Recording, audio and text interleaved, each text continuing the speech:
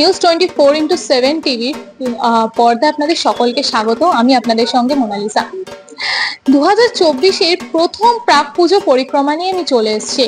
তিলোত্তমার বিচারে কেটে গেছে অনেকগুলো দিন, তাই জন্য কিন্তু দুর্গাপুজো এতদিন রমরমিয়ে না হলেও কিন্তু দুর্গাপুজো ছাড়া বাঙালি জীবন কাটানো একেবারে মুশকিল বলা যেতে পারে।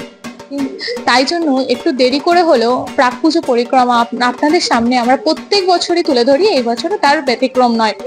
এবং আমি যেখানে চলে এসেছি সেটা হচ্ছে পশ্চিমবঙ্গের বুকে প্রত্যেকটি বড় পুজোগুলোর মধ্যে প্রথম লিস্টে, মানে একেবারে প্রথম তালিকায় আপনাদের দেখার পুজো আউটিং এর লিস্টে যেটা থাকে সেটা হচ্ছে দমদম পার্কের পুজো।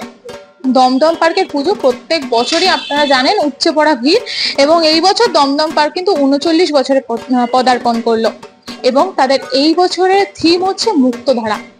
একটু অন্য ধরনের থিম, সমস্তটাই জেনে নেবো। কিন্তু এই মুহূর্তে আমার সঙ্গে রয়েছেন যিনি থিম আর্টিস্ট এবং যিনি এই পিছনে যে মূর্তিটা রয়েছে সমস্ত কিছু এই যে ভাবনা চিন্তা যিনি করছেন, তারই সাথে যে সহকারী রয়েছেন তার সঙ্গে কথা বলে নেব।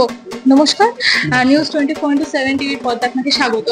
আচ্ছা, এই বছর থিমটা নিয়ে একটুখানি স্বাগত। থিমটা এবছরের থিমটা হচ্ছে মুক্তধারা। রবীন্দ্রনাথ ঠাকুরের যে মুক্তধারা কবি গল্পটা ছিলেন তারই পরিপ্রেক্ষিতে সেটাকে করা।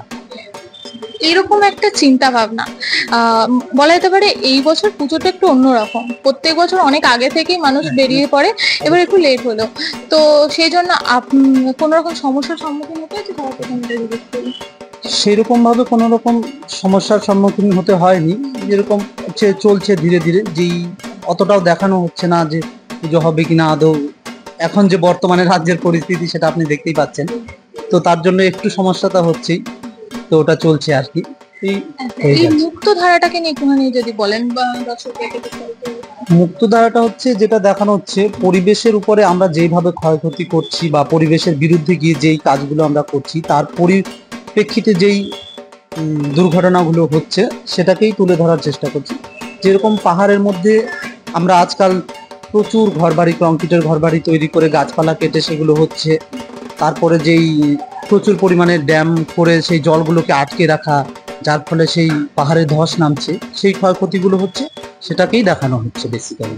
বিভিন্ন জায়গায় দেখা যাচ্ছে মানুষ বিলাসবহুল জীবিকা নির্বাহ করার জন্য কিন্তু প্রকৃতির ক্ষতি করছে, তো সেই চিত্র দেখলাম আপনারা তুলে ধরেছেন। এরকম একটা মানে অভাবনীয় চিন্তা ভাবনা কি সবসময় দেখতে পাই, বন্যপ্রাণী বিভিন্ন প্রাণীদের উপর অত্যাচার করছে মানুষই। এটার মধ্যে একটা রয়েছে বিষয়, যেটা এই অত্যাচার করছে যেটা পরিবেশকে কেটে, তারপরে তার পরিপ্রেক্ষিতে পরিবেশও কিন্তু আমাদের দিচ্ছে যে এই যে এতগুলো যে গ্যাংটকে যে ধস নামা, শুধু গ্যাংটকে না, ইদানিং আমরা কয়েক মাস ধরে দেখতে পাচ্ছি এই বর্ষাকালেই যে কত জায়গায় ধস নেমে কত ক্ষয়ক্ষতি হলো, সেটা আমাদের কারণেই হচ্ছে বেসিক্যালি। তারপরেও আমাদের একটা যেটা তুলে ধরা হচ্ছে যে এই যে জন্তু জানোয়ারগুলো, যেখানে একটা বড় করে হরিণের বাচ্চা একজন যে জলের মধ্যে তাকে সাঁতরে বাঁচিয়ে নিয়ে আসছে, সেটাকেও দেখানো হচ্ছে যে আমরাই ক্ষতি করছি, কিন্তু যখন বিপদে পড়া হচ্ছে তখন একে অপরের প্রতি ঝাঁপিয়ে পড়াটাও সেটাও দেখানো হচ্ছে। যে মানে আপনারা দুদিকটাই তুলে ধরছেন, যেরকম ক্ষতি করছে সেরকম আবার উপকারও করছে মানুষ, এই সমস্ত দিকটাই আপনারা তুলে ধরছেন। ওইটাই আর কি দেখানো হচ্ছে যে ক্ষতি তো আমরাই করছি, কিন্তু যখন একটু বিপদে হচ্ছে সেটা আমরাও আবার তার দিকে এগিয়ে যাচ্ছি, কিন্তু বুঝতে পারছি, বোঝার পরেও সেটা হয়ে যাচ্ছে। সবুজায়নের উপর আপনারা এই বছর চিন্তা করছেন? হ্যাঁ, কথাটা রয়েছে ওটাকে ধরে রাখছে।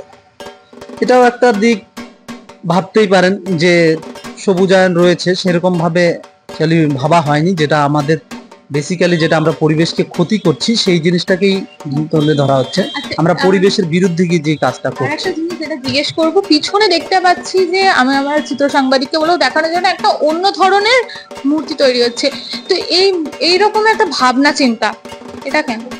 এইরকম এই যে পৃথিবীর যে সেখানে পরম পুরুষকে দেখানো হয়েছে আর পরম প্রকৃতিকে দেখাচ্ছেন, তাদের যে আলিঙ্গবদ্ধ ভাবে রয়েছে, তো তাদের ফলে যে তারাই তো এই সৃষ্টিকর্তা, তো এই পৃথিবীকে মানে পরিবেশকে আঘাত করা মানে এদেরকেই আঘাত করা, তো এটাকেই ওনাদের সাথে দেখানো হচ্ছে। এই যে শিবের মাথা দিয়েও ওখান থেকে জল পড়বে, যে মাথা দিয়ে জল পড়ছে, যে মুক্ত ধারাটা, সেটাই আসলে দেখানো হচ্ছে, যে এখানে মুক্ত ধারাটার থিমটা এখানে দেখানো হচ্ছে।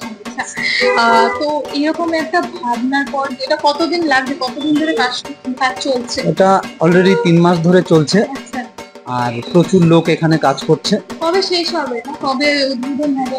এটা হচ্ছে 30 তারিখ থেকে 4 তারিখ মাস আট আছে, তারপরে থেকে ওপেনিং হবে। অসংখ্য ধন্যবাদ। আমরা কিন্তু কথা বলে নিলাম যারা এই সমস্ত কাজটা নিজের হাতে সামলাচ্ছে। এবার আমি আপনাদেরকে যে দেখতে পাচ্ছি এখনো 3 মাস ধরে যে কাজ হচ্ছে, 3 মাসের সেই কাজগুলো দেখাবো, সকলে কি কাজ করছে। এবং সবার প্রথমে যে জিনিসটা আগে আপনাদেরকে বলবো, ভগবান যে আসলে সৃষ্টিকর্তা, সেই জিনিসটাকে মাথায় রেখে কিন্তু তাদের এই বছরের তরুণ সঙ্গে থিম। আমি আবারও আমার চিত্র সাংবাদিককে বলবো একবার দেখানোর জন্য, যে পরম পুরুষ এবং যার কোলে মাথা রেখে পৃথিবী গড়ে উঠেছে, তাদেরকেই একেবারে তুলে ধরা হয়েছে আজকে 2024 তরুণ সঙ্গে থিম হিসেবে। এবং এখানে দেখতে পাচ্ছেন বাদিকে এখনো কিন্তু রঙের বালতি থেকে শুরু করে সমস্ত কিছু রয়েছে, সেই চিত্র আপনাদের সামনে তুলে ধরছি। আপনারা দেখতেই পাচ্ছেন এখনো কিন্তু সমস্ত কাজ চলছে। এবং অন্যদিকে আমি দেখো বাঁশ লাগানো রয়েছে, এবং চারিদিকে যে সবুজায়নের বিভিন্ন মানে পরিবেশের বিভিন্ন রূপ এখানে তুলে ধরা হচ্ছে। মাটি, গাছপালা, অর্থাৎ পৃথিবীর বুকে সমস্ত কিছু, শহরাঞ্চল হোক, উন্নয়ন হোক এবং সবুজায়ন হোক, সমস্ত কিছু তুলে ধরা হচ্ছে। এবার তাদের এটাই ধারণা, যেরকম মানুষ প্রকৃতির ক্ষতি করছে এবং প্রকৃতি আবার বিপদে পড়লে মানুষই তাতে উপকার করছে, এই দুটো দিকই কিন্তু তারা তুলে ধরেছে। তারা কিন্তু একটা দিক অর্থাৎ নেগেটিভ পজিশনকে তুলে রাখেনি, তারা কিন্তু নেগেটিভ পজিটিভ দুটো জিনিসটাকে এই প্যান্ডেলের মাধ্যমে মানুষের দিকে বার্তা আছে। আমি আরো সামনের দিকতে যাব।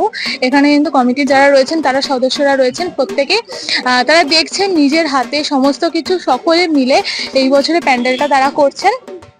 প্রত্যেক বছরই দমদম পার্কের পুজো আমাদের লিস্টে, আমাদের পুজো পরিক্রমার লিস্টে কিন্তু প্রত্যেকবার থাকে। এইবারও তার ব্যতিক্রম নেই, কারণ আমরা এই দমদম পার্কের তরুণ সঙ্গের পুজোতে প্রথম আপনাদের প্রাক পুজো পরিক্রমা দেখাচ্ছি। বাদিকটা আপনারা দেখতেই পাচ্ছেন, যে সবুজায়ন হোক বা বিভিন্ন দেখতে, এখানে হচ্ছে বাঁধ বা সমস্ত কিছু বাড়ির চিত্র এখানে তুলে ধরা হয়েছে। এদের হাতের সমস্ত জাদুতে বলা যেতে পারে ড্রয়িং এর মাধ্যমেও চিত্ররূপ এই প্যান্ডেলের গায়ে ফুটে উঠেছে। এবং এখানে এই প্যান্ডেলের যে প্রধান যে জায়গাটা, যেটা আসলে আপনারা সবার ফার্স্টে বুঝতে পারবেন এটাই তরুণ সঙ্গের পুজো। আপনাকে দেখিয়ে রাখি, ওই যে দেখতে পাচ্ছেন এক বাচ্চা হরিণকে যে জলে ডুবে যাচ্ছে, বিভিন্ন বন্যা ত্রাণে হোক বা বিভিন্ন দুর্যোগের কারণে অনেক সময় দেখা যায় অনেক বন্যপ্রাণ জলে ভেসে যায়, এবং সেই বন্যপ্রাণকে বাঁচাচ্ছে কিন্তু মানুষ। এর থেকে বোঝা যায় মানুষ যেমন ক্ষতি করছে, মানুষ আবার উপকার করছে। সেই সমস্ত কিছু মিলিয়ে মানুষ এবং প্রাণ জগৎ, সেই সমস্ত কিছু মিলিয়ে কিন্তু এই পৃথিবীর বুকে আমরা সকলে বসবাস করি। এবং এই পৃথিবী যিনি তৈরি করেছেন অর্থাৎ পরম পুরুষ, তার মাথা থেকে কিন্তু এইবার জল পড়বে, অর্থাৎ মুক্তধারা কিন্তু তার মাথা থেকেই বাহিত হবে। এবং সেই মুক্তধারার নামই রয়েছে এই বছরে দমদম পার্কের থিমে। এই সমস্ত কিছু দমদম পার্কে থেকে শুরু করে বিভিন্ন কলকাতা হোক বা রাজ্যের বিভিন্ন পুজো আপনাদের সামনে এই বছর আমরা তুলে ধরবো। অবশ্যই দেখতে নজর রাখতে হবে নিউজ 24x7 টিভি ডিজিটাল মিডিয়ার পর্দায়। ক্যামেরায় বিরাজের সাথে মোনালিসার report, news 24x7 TV, Kolkata.